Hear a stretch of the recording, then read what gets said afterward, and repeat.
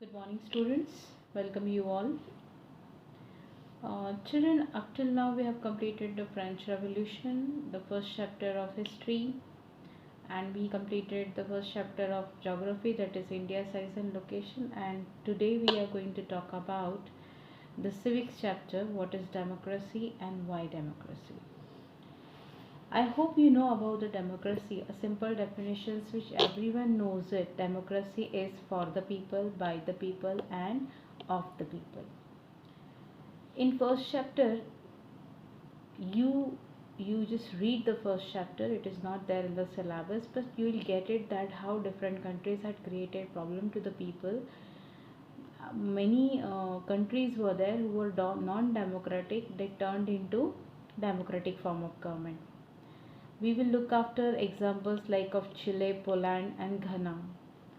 Children, now when we talk about the democracy, many definitions comes out. Definition, it means the view of people about the democracy, what you thinks, what I thinks about democracy. Now democracy and the view or definition of democracy, it varies from person to person. Like a short conversation given by a girl in the class that she is arguing with the teacher why we should have to define democracy.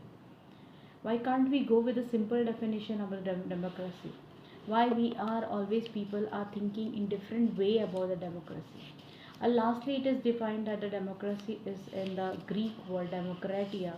It means demo, it means the uh, people, and the kratia, it means the rule. So democratic, it means the rule by people. Simply this definition appreciated by the teacher, but still teacher is saying that there are the different definitions. Why? Because people are thinking this government in different way.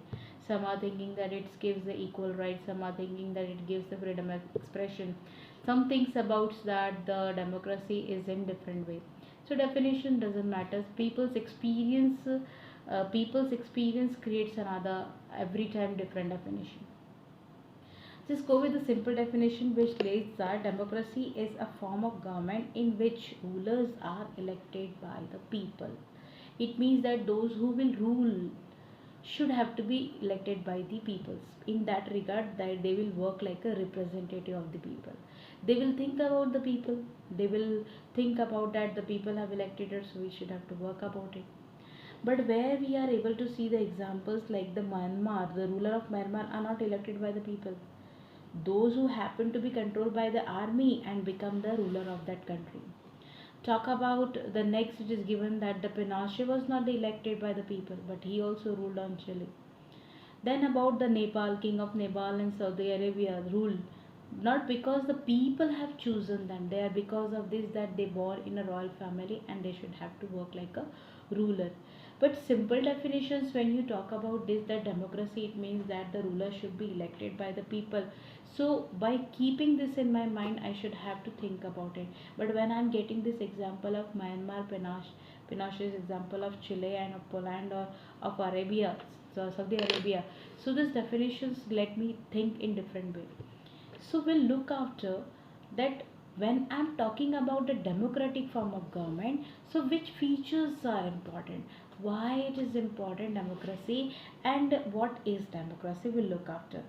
So simple, if we go with the definition, we are able to come to know that democracy is what, where people should get their rights. People should get their fundamental rights and live a comfortable life where nobody will object to them. But in this regard, that because of their comfortable, the others should not be compromised. So when we talked about the democracy is a form of government in which the rulers are elected by the people, so who will be the ruler? Then how will conduct the elections? Which peoples will elect? That will be the question. And which of finally government is going to be democratic or non-democratic? A very deeply this lesson is explaining you about the features of democracy. 5 mark question answers, maybe it is asked to you about the features of democracy, or they will ask you in the form of short notes. So let's start with the very important, the first one, who should take the decision. Major decisions should be taken by elected leaders. And who will elect the leaders? That should be elected by the people. But when I look after the example of Pakistan, in Pakistan Pervez Musharraf led military coup in October 99. He himself declared as a chief executive and he overthrew the democratic form of government. Then after some period he changed his designation from chief executive to president of Pakistan. He felt it that now I am ruling on Pakistan, so if I'll go with the referendum form of election, it means that political questions, so definitely I only going to be elected. He did referendum form of election and where he was elected and he got right to go for a 5-year extension of his government. But when he did the referendum form of government where he has given open right to the people to elect their leaders, and the leaders voted to this person, that is Pervez Musharraf, that is that we are able to see he was elected, and further he was also extended his political government for 5 years. But if you will go in deep, why he was selected, why he was elected as the president again, because to do the election he did there the malpractices and fraud to be elected again. When he elected, what he did it immediately, he legal framework order, he did changes in the constitution. What changes he did it, that National Assembly and State Assembly will dismiss according to the decision of president, even though he said that the work of civilian cabinet will supervise by the National Security Council, and that National Security Council will be dominated by whom? Military officers. In this regard, after passing the law, elections were held to the national and provisional assemblies, but the Pakistan has elected representative have some powers, and who will have the rest of powers or the major powers, that will be under the control of military officers and obviously the Musharraf himself, General Musharraf himself. Now when we talk about this, that whether we are able to see the referendum form of election was there, they given chance to the people to elect it, but if decision matters, if decisions always go with the people and some people are dominating and according to their dominating they're changing the decision, so what about the democratic form of government? Now here we are able to see in Pakistan referendum election was there, it means one type of democratic form of election, but that was we are, if we'll go deep inside the political form of government of Pakistan, we'll come to know that whole power was in the hand of military officers and the General Musharraf. So where these type of, if government is going on, how we should have to think about it, that somewhere it is important that decision should be taken by the people, those who are elected by the people. So here we are able to see that which type of government is this, it's a dictatorship and monarchies. They formally have an elected parliament and formally only and government, but the real power is goes with the who, these type of people which we have seen the communists, like the example is given about the USSR in communist Poland, that of the US and contemporary Iraq. Real power was with some external powers and not with the locally elected representative, and we are won't be able to call that this is the people's rule. So if we really wants to enjoy the democracy form of government, so the examples first example let you that we should have to go with the democracy, like this type of democracy where the final decision making power must rest with those elected people. So by the example of Pakistan, we comes to know that this type of government will not be called as a democratic form of government. We should have to work with the future if we really wanted to adopt the democratic form of government. So this must be there. Who should do that? Who should give their decision? Who should have to be ruled? Who should think about your fair workout? Only the people who was elected by whom? Who was elected by the people. So first feature we are able to get it in our democracy, the final decision making power must rest with those elected by the people. Talk about the second is about that free and fair electoral competition. Now free and fair, if I'm talking, it means that everybody should get the fair chance to vote, equal rights. The universal adult franchise should be equal. Who should stand for the election, that also should be very proper and systematic way. Take example of China is given here. China was regularly taking their means held the election every 5 years, and they were electing their parliaments. That is called, the parliament is called as Quango, Ranming, Daibao, Dahutia. It means that place is also called as National People's Congress. The National People's Congress has the power to appoint the president. Near about 3,000 members elected from all over the China. But who should stand for the election? Who should stand for the election? The election, who will stand for the election? Only those who belongs from the Communist Party, or the rest five allied parties are there. From that members only, from that people, the members, those who are related with these party should are able to stand for the election. Is it a fair way? Is it a fair way to stand for the election? No. So we are able to see in that regard only communist party was able to hold the parliament. Now next talk about Mexico.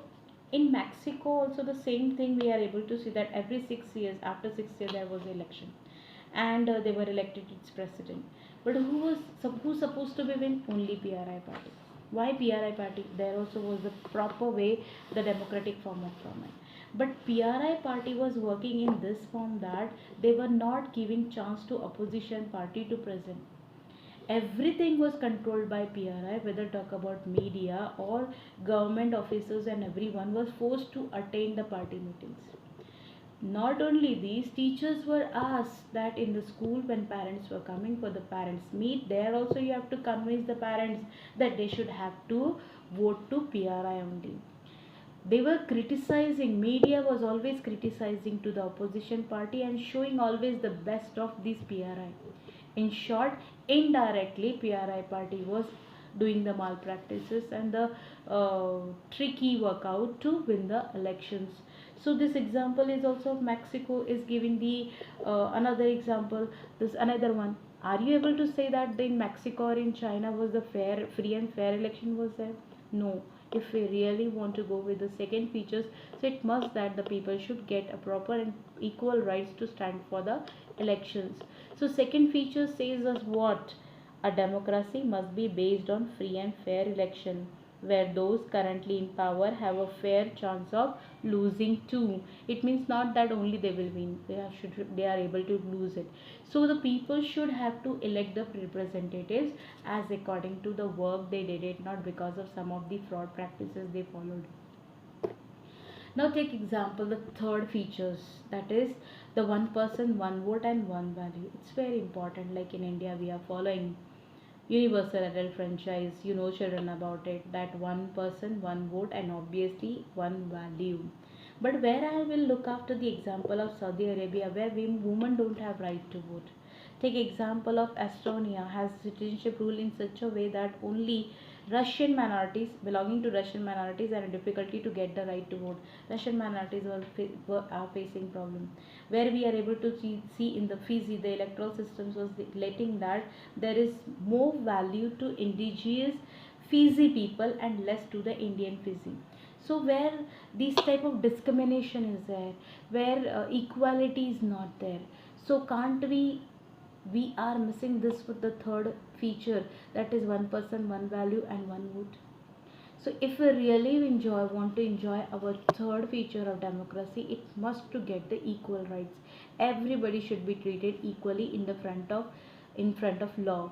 So the third feature lets you that in a democracy, each adult citizens must have one vote and each vote must have one value. Then only we are able to enjoy our the third features of democracy.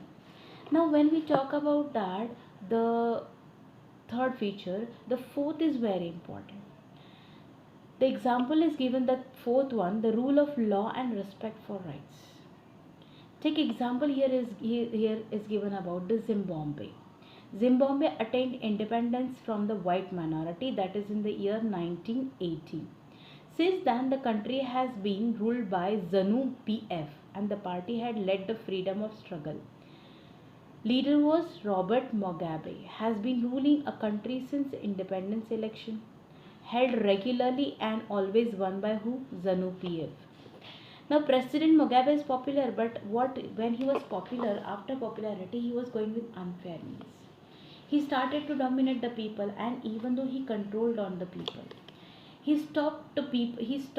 controlled the media, that media should not criticize the president. He look after that the people should not go against him. And the way he was practicing the government, or the way he was ruling or working on the people, that made him that he was not further he was declined from his post and won't be able to extend his election or working period as of the government. So we are able to say that the Zimbabwe is a good example which lets you that if you are there for the at the place of to run the government, you should have to go with the people should have to elect the person according to their before and after workout. So when we are look example of Zimbabwe, where the president previously he did some of the good work, and because of his struggle, the Zimbabwe was able to get the independence. So he was elected for the ruler of that Zimbabwe. But after election, when he has did some of the wrong or malpractices, so he was declined from that post.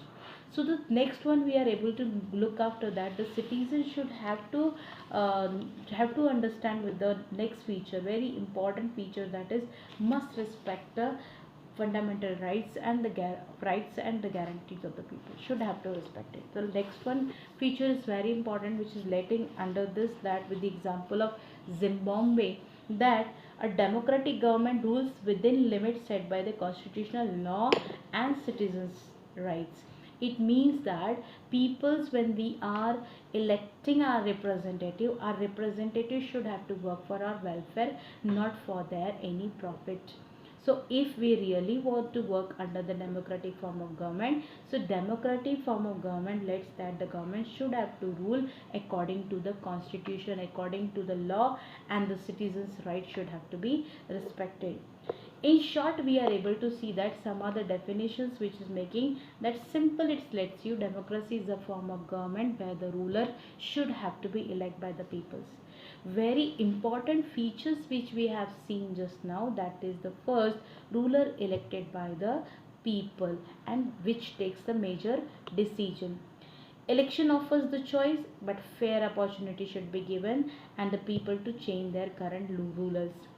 Next says choice and opportunity is availability to all the people on an equal basis. It means everybody should have to be treated equal. So the exercise of these choice led to government limit and basic rule of constitution, where I told you that the when a leader is elected, he should have to work according to the constitutions, not according to his own profit.